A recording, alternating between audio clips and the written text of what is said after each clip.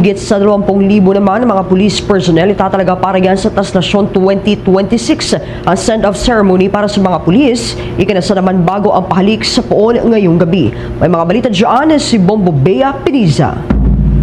Ikinasa ang isang send-off ceremony para sa mga deployed personnel na siyang itatalaga sa kabuuan ng Traslasyon 2026 ngayong araw pasado 3:00 ng hapon kanina. Pinangunahan nito ni Manila City Mayor Isko Moreno Domagoso na siyang taus-pusong nagpasalamat sa mga uniform personnel at maging sa mga volunteers na siyang tatao sa magiging pista ng Poong Jesus Nazareno na magsisimula naman ngayong gabi. Pinagdasal din ni Father Jade Licuanan, parish priest at rector ng Quiapo Church, ang kaligtasan ng halos 20,000 mga tauhan mula sa Philippine National Police, Bureau of Fire Protection, Philippine Coast Guard, Philippine Red Cross, Department of Health, Office of Civil Defense at ilan pang mga katuwang na ahensya na siyang tatao at magbabantay sa seguridad sa mismong traslasyon. Sa eksklusibong panayam naman ng Bombo Radio Philippines kay Manila Police District Spokesperson, Police Major Philip Ines, sinabi nito na bagaman hindi na bago ang pagdiriwang na ito lalo na sa bahagi ng mga Manilenyo, ay hindi pa rin dapat maging kampante ang mga otoridad para sa magiging latag ng seguridad. Gaya ng naging assessment kanina ni National Capital Region Police Office Regional Director Police Major General Anthony Aberin, naging sapat at wala namang nakitang kakulangan ngayon ng pulisya para sa mga itatalagang mga personnel sa kabuuan niya ng pahalik hanggang sa mismong prosesyon sa Biyernes. Kaugnay niyan, pakinggan natin ang mga bahagi ng pahayag ni Police Major Philip Ines, ang tagapagsalita ng Manila Police District.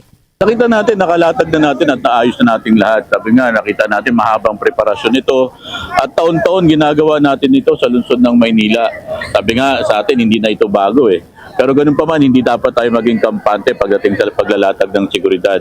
Wala na tayong nakikita dito na kakulangan.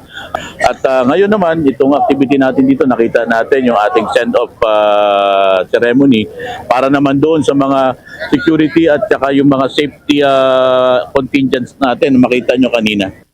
Samantala, Bombo Genesis, kaugnay naman ang naging reaksyon at komosyon kaninang umaga hinggil nga sa naging pagkukulang umano ng mga otoridad na mag-anunsyo hinggil sa oras ng pahalik ngayong araw ay nanindigan ng Manila Police District na hindi nagkaroon ng kakulangan o pagkukulang sa bahagi lalo na sa kanilang bahagi lalo na sa bahagi ng simbahan ng Quiapo. Ani Ines, lahat ng plataforma ay kanilang nagamit lalo sa social media platforms na siyang popular na pinagkukuhaan ng impormasyon ng publiko. Anya, matagal na itong inihayag at inanunsyo, pati na rin sa bahagi ng media na siyang katuwang din ng mga otoridad sa pagpapakalat ng mga tamang impormasyon na may kaugnayan pa rin sa pista ng Poong Jesus Nazareno. Sa kabila nito ay mananatiling 7 PM pa rin ng gabi ang isasagawa ang pahalik matapos lamang ng misa na kasalukuyan ng nagaganap ngayon sa Quirino Grandstand. Kaugnay niyan, pakinggan natin muli ang tinig ni Police Major Philip Ines, ang tagapagsalita ng Manila Police District. Hindi tayo nagkulang. Kung mapapansin nyo, lahat ng tungtungan ginagamit na natin. At yung mga nagkakaroon tayo ng magandang koordinasyon sa simbahan ng Quiapo, yung mga ipinopost nila, inishare din namin at ganoon din naman kami. Ang sa atin dito, nakita natin, ang pinakamabilis natin na informasyon na ginagamit dito, yung social media natin. At matagal na natin itong ipinost sa ating mga social media, yung ating lahat ng tungtungan ginagamit natin.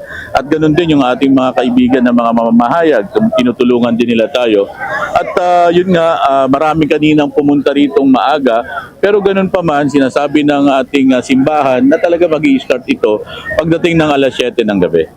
Samantala, Bombo Genesis, inaasahan naman na malalampasan at mas maraming mga deboto ang dadalo sa mga aktibidad na may kaugnayan sa pagdiriwang bilang bahagi na rin ng kanilang mga panata ngayong taon kumpara sa mga nagdaang pista.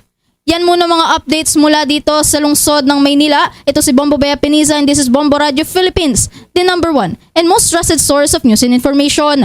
Basta Radio.